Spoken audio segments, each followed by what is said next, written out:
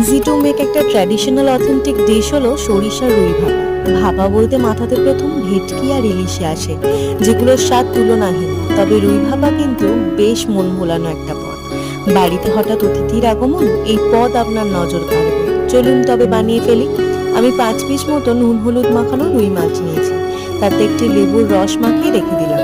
এবার একটা মিক্সি বলে 2.5 টেবিল স্পুন কালো সর্ষে, 1.5 টেবিল স্পুন সাদা সর্ষে, দুটো কাঁচা লঙ্কা আর 30 গ্রাম মতো পোস্ত নিয়ে মসৃণ একটা পেস্ট বানিয়ে নিলাম। তারপর একটা স্টিলের কন্টেনারে পেস্টটা ছেঁকে নিয়ে তার মধ্যে হলুদ, অল্প স্বাদ অনুযায়ী নুন, টক দই 2 টেবিল স্পুন নিয়ে মিক্সড করে নিলাম। এবার মাছগুলো দিয়ে ভালো করে ম্যারিনেট করে আরো 15 মিনিট মতো রেখে দিলাম। একটা কড়াতে জল নিয়ে তাতে ঝিক বসিয়ে কন্টেনারটা বেশ 20 মিনিট মতো ভাপিয়ে নিলেই প্রস্তুত হয়ে যাবে আমাদের এই ইজি টু মেক ডিলিশিয়াস পদ রুই ভাপা। তবে আর অপেক্ষা কিসের, বানিয়ে ফেলুন বাড়িতে।